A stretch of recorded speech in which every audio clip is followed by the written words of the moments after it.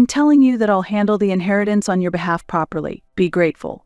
If you don't like it, let's divorce, haha. Right after returning home from my mother's funeral, Tony said something unbelievable, and I was left speechless. Furthermore, looking at the 2 documents laid out on the desk, I decided to divorce Tony, who seemed to expect an immediate decision from me. Understood. Tony seemed confused by my answer, as he expected me to accept his proposal obediently. Without caring about his reaction, I decided to leave the house, and at my next destination, I decided to execute my plan. I am Hillary Brown, a 30-year-old. My 35-year-old husband, Tony, works at a bank. Since marrying Tony 5 years ago, I have been supporting him as a homemaker. During these 5 years, I have endured unbearable days. Tony works at a regional bank with very poor performance. He doesn't work enthusiastically and feels it's enough to meet his quotas, resulting in his isolation at work. It's pointless to work hard. Just doing the minimum and getting a decent salary is enough, right? I was speechless when I picked up Tony, who was drunk at a work party, boasting to a junior colleague. Although it seemed like he was doing well at work, knowing his work attitude made me want to retort, "You shouldn't be the one talking." Tony has always been careless, looking down on those who work hard. He constantly thinks about how to get through the day with minimal effort. He mocks the idea of effort and has no desire for promotion. He lacks both spirit and passion for his work and is disrespected and scorned by his colleagues and juniors. I often hear him complaining about such things at his company. I work as a freelance painter. Initially, he respected my professional work. However, after learning about my income post-marriage, his attitude significantly changed. Being a painter with that income, how can you even say that? Your skill is hardly different from someone who paints as a hobby, haha. Tony, who had praised my paintings during our dating phase, started bombarding me with negative comments after we got married. Especially on days when something unpleasant happened at his company,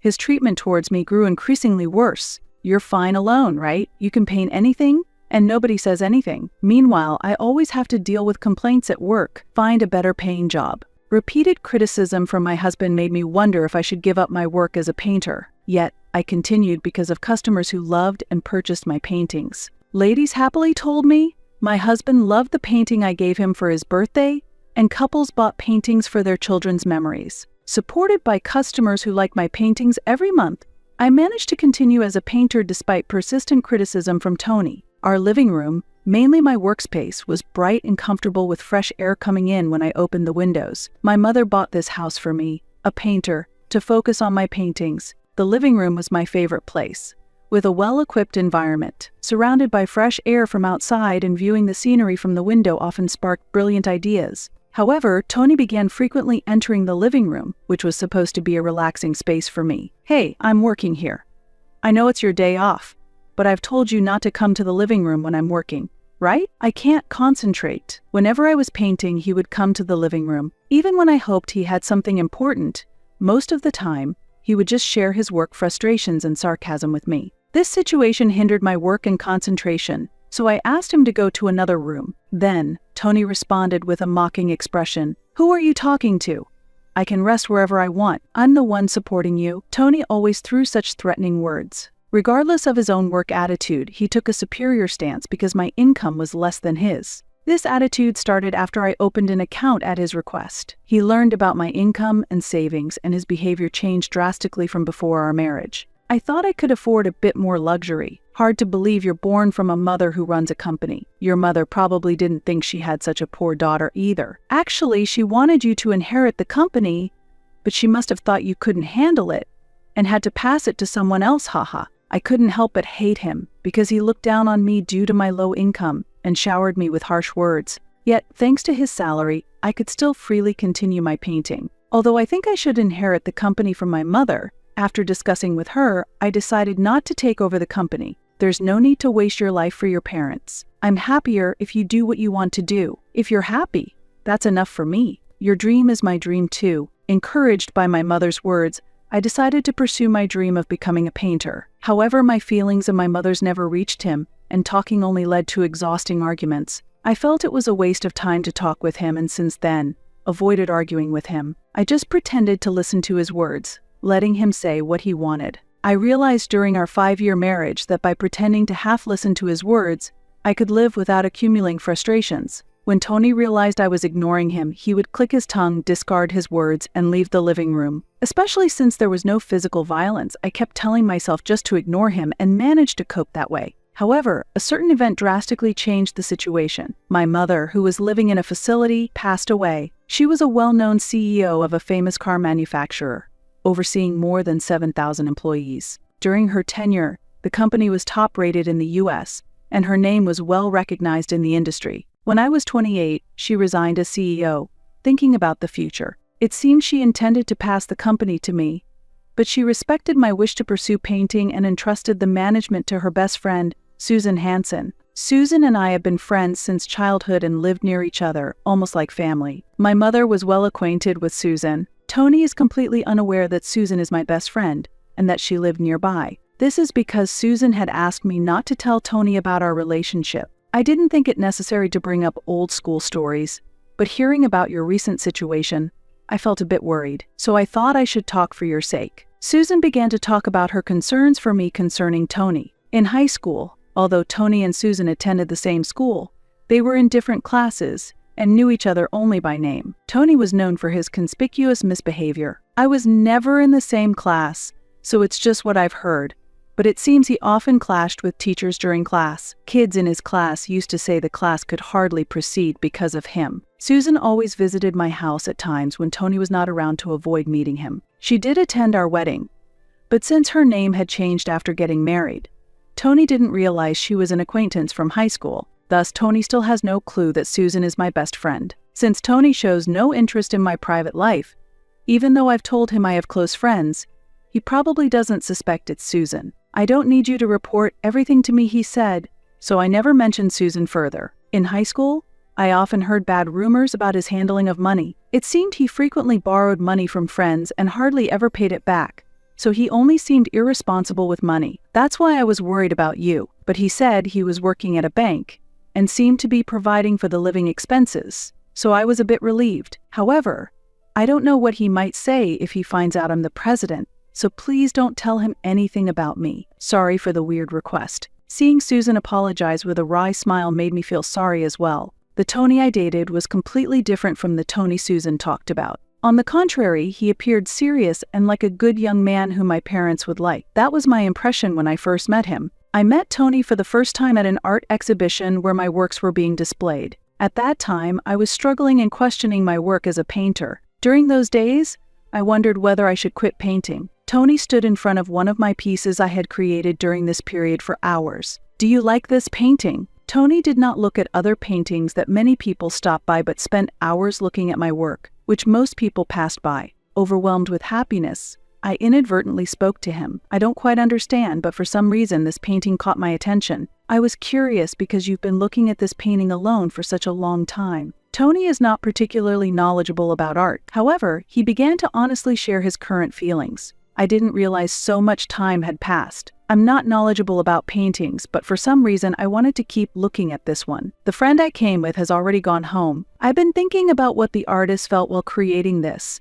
and before I knew it, hours had passed. Looking at this painting, I somehow feel a sense of empathy. I've never been interested in art before, but this is the first time I've felt this way, and I'm surprised. As Tony laughed and scratched his head, I was immensely charmed by him. When I heard those words from him, who had no knowledge of art, I felt a slight clearing of the gloom I had been feeling. Knowing someone empathized with my feelings was incredibly joyous. From that feeling, I found myself telling him that this was my work. This was the beginning, and we started exchanging contacts. Although Tony wasn't particularly interested in art, he always came to see my works at exhibitions. "I'd like to see you paint sometime. Where do you paint?" I was delighted that he showed interest in me. With that feeling, I also wanted to know more about him and invited him to my home. Afterward, he asked me out. "I always want to be beside you when you're happily painting." It was the first time someone had confessed to me like this. I happily accepted his confession, and that's how our relationship began. I felt that a lot of happiness awaited us in the future. When I told my parents I had a boyfriend, they were overjoyed and blessed me as if it were their own happiness. My mother happily talked about it to her friends as well. I never thought this day would come for Hillary. She's always been so engrossed in her paintings that I was worried she didn't care about men at all. Really, after I became ill, I was most worried about your future, Hillary. Now, all that's left is to see you in your bridal gown. At that time, my father had been diagnosed with cancer, received a prognosis, and was hospitalized. He endured the painful treatments with the resolve to see me in my bridal gown, and thanks to that, we were able to walk down the aisle together. It was as if he had no regrets left. My father passed away just a few days after our wedding. Afterwards, my mother's health declined, and she was admitted to a facility when I was 31 years old. Though there was no abnormality in her brain, the grief of losing my father was profound, and she never returned to her former powerful self. A little while ago, she passed away happily, saying that my father had finally come to get her. I struggled to accept my mother's death, to the point where I couldn't even paint. However, Tony was in a good mood every day, drinking alcohol. Finally, I can relax. You'll receive all the inheritance, right? It was worth being patient. Now I'm free. Perhaps because he was drunk, Tony said something unbelievable. I couldn't hide my shock and hoped I had misheard him. You're drinking too much. What did you say? He had also been unnecessarily drinking at the funeral, so I sometimes thought it was just a drunk's joke. However, that statement was too significant to ignore. Frowning, I asked him again, and Tony laughed disdainfully. I've always been nice to your parents to get the inheritance. Pretending to be nice was tough. What does their will say? Show it to me? Seeing Tony's insensitive laugh, I felt like I was about to explode with anger. How could he be like this when I was grieving the loss of my parents? Inheritance? The will. I was stunned by his insensitivity and lack of common sense. Stop it. Don't talk about money at a time like this. It's incredibly insensitive. Normally, I rarely get angry at Tony, but I couldn't bear this. Tony had pretended to be kind to my parents solely to get the inheritance, and he never supported me in my grief, only focusing on money, which infuriated me. Hearing Tony's money-centric words reminded me of a story Susan had told me about his high school days. I often heard bad rumors about his dealings with money. I realized that what Susan had told me wasn't just a rumor, but the truth. At the same time, my feelings for him rapidly cooled. What's wrong with you all of a sudden? You've made even the good wine taste bad, he said without addressing his insensitivity, only increasing my anger. I had been telling myself not to mind his terrible sarcasm because I thought he had cared about my parents. If this was all a calculated act to get the inheritance, then even his interest in my paintings and our marriage might have been all an act in. Just then, Tony shocked me even further. The next morning, I went to the living room to find Tony, who usually wakes up later than I do, already awake and waiting. He was completely sober and seemed serious. As I looked at him curiously, he told me to sit on the couch across from him. I did as he instructed, sitting on the couch and watching him closely to see what he would do next. Suddenly, Tony presented me with a divorce paper and something that looked like a pledge, starting an unbelievable conversation. I've sobered up and want to talk properly about the future. Have you checked your mother's will? I hadn't expected him to bring up the inheritance again, just one day after the incident. Had none of my words reached him? I couldn't tell how much of what he said yesterday was serious and how much was a joke. Despite being drunk, it was unforgivable that he looked down on my parents. Even if he blamed it on being drunk, I would never forgive his remarks. I conveyed my boiling anger to him. Don't you remember what I said yesterday? I told you not to talk about money, right? My mother has just passed away, and you don't think it's insensitive. Even if it was the alcohol talking, what do you think of my parents? Keep your voice down. Was it so bad to pretend to like your parents? It had to be done. What do you mean it had to be done? His ridiculous excuses only fueled my anger further. I pressed him about his statements from yesterday, but Tony defiantly asked what was wrong with them. His insincere apology showed no sign of remorse, and the conversation wasn't progressing. Deciding there was no progress, I switched the topic to inheritance. I haven't checked the will yet. There's still so much to do, and I haven't even started sorting through the belongings. Why can you only think about money? So, anyway, I need you to check this pledge now, and sign here. What? I checked the content of the pledge on the desk and was shocked. What do you mean? It was a pledge that I would leave all decisions regarding the inheritance to my husband Tony and would not interfere. Additionally, it stated that if I violated this agreement, it would result in divorce. I was speechless at the shocking content. It's just as the pledge says. I'm telling you, I'll handle the inheritance on your behalf properly. Be grateful. If you don't like it, let's divorce, haha. We're married, so the inheritance you receive is essentially mine to do with as I please. Hearing his words, I felt something snap inside me. Understood. I did not sign the pledge, and keeping my face down, I stood up, headed to my room, and began preparing to leave the house immediately. Where are you going? Aren't you going to sign it? If not, it's divorce. Don't ignore me. I know. We're getting a divorce, so I can't live with you anymore. I'm getting ready to leave the house. What are you talking about? Tony likely thought I would sign the pledge without saying anything. His stunned expression almost made me laugh. Do you even realize what you're saying? Are you saying we're getting a divorce? You're joking, right? This is no joke. You're the one who suggested it, right? I'm preparing, so please leave. My anger had been building up for years, and learning Tony's true nature when he was drunk was the last straw. The pledge was the final blow. There was no reason not to divorce after all this. As I quickly packed my bags, Tony tried to stop me in a panic, but I ignored him. He seemed too flustered to grasp the situation calmly. I secretly took the divorce papers, resolved to leave the home I had lived in for the past 5 years. Thank you for everything up until today. Hey, wait! Tony called after me, but I got into the prearranged car and headed to my parents' house. Later, to execute my plan, I decided to visit the bank where Tony worked. You are Mrs. Brown? Tony was on leave to deal with the estate. The sudden appearance of his wife at the bank where he worked understandably caused a stir. I apologized for the sudden visit. I need to speak with the branch manager. Is he available? I met with the branch manager and started with a smile. Hello, Mrs. Brown, it's been a while. What brings you here today? I apologize for coming without notice. Also, I'm no longer Mrs. Brown as we're already divorced. I have something important to discuss with you, the branch manager, so I came. The bank was buzzing with the sudden announcement of the divorce. Ignoring the surrounding surprise, I began to speak. I would like to close my accounts.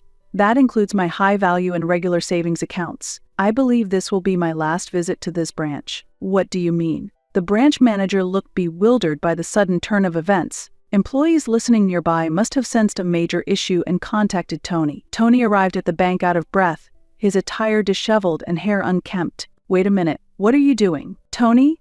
Please come this way for now. And Mrs. Oh, sorry, Miss Hillary, this way, please. The sudden declaration of divorce had the branch manager fumbling over how to address me, but he composed himself and led Tony and me to a meeting room. The staff looked on in confusion, and some whispered about Tony's situation. Despite their stares, I ignored Tony and followed the branch manager with dignity. Once in the meeting room, sitting next to Tony, the branch manager began to clarify. About your request earlier to close all your accounts, is there a specific reason? As I mentioned, I've divorced Tony and won't need the services here anymore, so I'd like to close all my accounts. Close the accounts?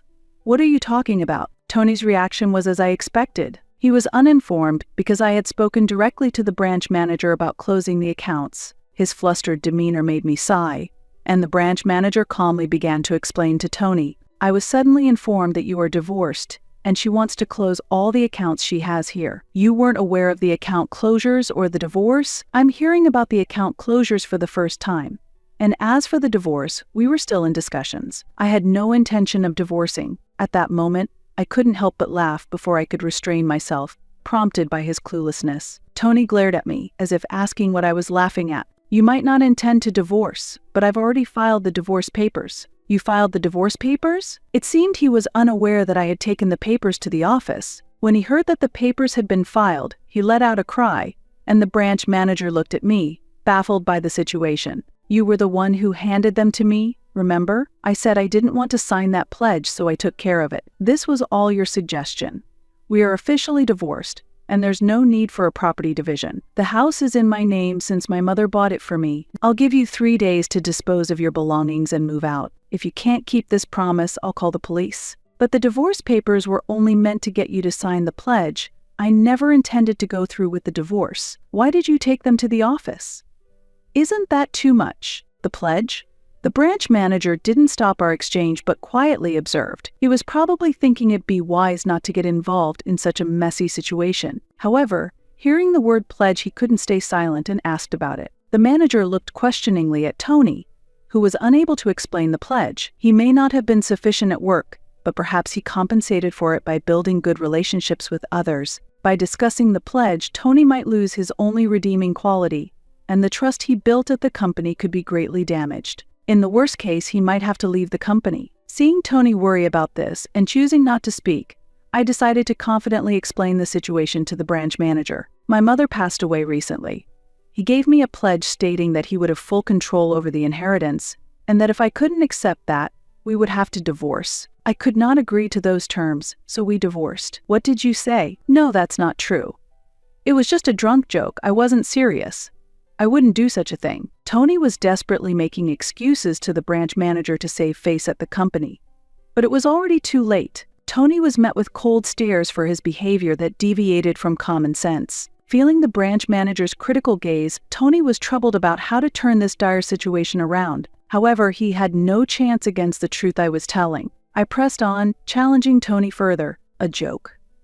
You signed the divorce papers as a joke. Did you really think such a joke would work on me? Didn't you reveal yourself that you were pretending to be nice to my parents just to get the inheritance? Are you going to shrug that off as a joke too? I smiled mockingly, revealing truths that undermined his character. Hearing this, the branch manager looked at Tony even more coldly. Tony, unable to say anything, looked bewildered and his face turned pale. He seemed desperate to salvage his pride, but I had no intention of letting him off the hook. I decided to press him further. So, please proceed with closing my regular savings account and the account that has been holding $300 million. $300 million. Tony might have thought that closing just the regular savings account wouldn't be too impactful. But at the mention of $300 million, he was shocked. Where did that kind of money come from? There's no way your paintings alone could bring in that much money. Right. It's not from painting. Painting isn't my only job. What? I've never heard of such a thing before. Watching Tony's bewildered expression, I sighed. Then, I pulled a business card from my bag and handed it to him. This is my real job. Painting is just one of my hobbies. This company. Isn't that the old hag's company? And you're the CEO. Since when did you become the CEO? Tony accidentally referred to my mother disrespectfully and quickly covered his mouth, remembering the branch manager was there. It was too late. The branch manager stared at him sternly. What do you mean? I thought Susan was supposed to be the CEO. What's going on? Susan? Huh? You seemed uninterested in my mother's company, so why do you know Susan is the CEO? You weren't supposed to know Susan and I are best friends, right? Strange, isn't it? Realizing he had slipped up, Tony quickly covered his mouth, his forehead beginning to sweat. I then told him the shocking truth I had learned from Susan. Did you think I didn't know? You were courting Susan for her money, right? Since she's my best friend, of course, I knew. The Susan just contacted me a while ago. I then played a recording Susan had made of a phone call from Tony. The recording captured the day Tony contacted Susan and his attempts to take her to a hotel. Hearing this, even the branch manager was shocked, and Tony turned pale, losing his words. You couldn't imagine that Susan and I are best friends. If you had shown more interest in what I was saying, things might have been different. I knew you were approaching me for money, so I kept my taking over the company and being best friends with Susan a secret. Realizing he had been completely played by me, Tony was speechless and unable to respond. Susan was only placed there as a nominal president. I was actually managing everything. If you had investigated properly, you would have known. But your sloppy work habits backfired on you. I said this with a mocking smile. Then, the branch manager, who had been quietly observing the situation, looked at Tony and spoke. I'm disappointed in you, Tony. I'm shocked that you would treat your wife and her parents in such a way. It makes me question your character. Additionally, losing Ms. Hillary's accounts would be a significant loss for this branch. Branch manager, can you give me some time? I'll definitely try to persuade Hillary. Please, give it a rest. No matter how much you try to persuade me, I'm not going to listen, and I have no intention of stopping the cancellation. When I said this, the branch manager turned to me and then offered a proposal. If Tony is no longer at this branch, would you consider re-evaluating the cancellation? What? Tony was shocked by the branch manager's suggestion, clearly not expecting it. I was surprised by the offer too, so I leaned in, showing interest in what was being discussed. We would prefer to continue managing your accounts if possible. Honestly, I've been at my wit's end with his behavior, so we are considering his dismissal. Including due to this incident, we'd rather prioritize our relationship with our clients over protecting him. What do you think? Branch manager, what are you saying? Dismissal just like that? I'll sue the company. Upon hearing this, the branch manager turned to Tony and began to reveal one bad reputation after another about him. If you want to sue, go ahead. As the branch manager, I've heard from the employees about what you've been up to, and I'll just report that to the company. If necessary, we'll hire lawyers and clear up your misdeeds in court. Realizing that everything was seen through by me and the branch manager, Tony was completely defeated and fell silent. Overwhelmed with regret, he sat down on the ground. How did it come to this? Why me? I was disgusted by Tony's behavior, but I coldly said to him one last time, you've only ever seen others as tools to satisfy your desires. Your own actions have led to this outcome. It's nothing but your own doing. If you have regrets, you should reflect on your character. With that, the curtain fell on my revenge against Tony. Afterward, Tony was fired from the bank and left my house as promised. He begged me to reconsider the divorce until the end. But when I pretended to call the police, he cowered and returned to his parents' home. I had previously explained the situation to Tony's parents, so he was disowned by them as well. Of course, this was not the end of the matter. I had consulted a lawyer about Tony's past behavior and had secretly kept data as evidence. I decided to submit this evidence and, through a lawyer, demand compensation. Considering his repeated attempts to invite Susan to hotels and his sexually harassing behavior, I also decided to seek compensation from him. Tony, who had been after my mother's inheritance, had loose financial habits and had squandered his savings, and now he seems to be living in poverty. He lives in a small, old apartment, working from morning till night to pay off his debts. Meanwhile, I have regained peaceful days, my work is going well, and I am enjoying my time. Hillary, you finally have a smile back on your face. You seem to be enjoying yourself every day. Your paintings are using brighter colors than before. Really? Maybe it's because I have a strong ally like you, Susan Latlee. I've been full of ideas, and my painting is going smoothly. I could even feel that my paintings had improved. One day, a customer who was an antique dealer took a great liking to my work. As a result, orders for my paintings increased, and I eventually held my own exhibition. Thanks to Susan's efforts, the company's sales have been growing steadily, and it has now become a globally recognized top-class car manufacturer. I find time to support Susan's work, and now I continue to protect the company my mother left behind, together with her.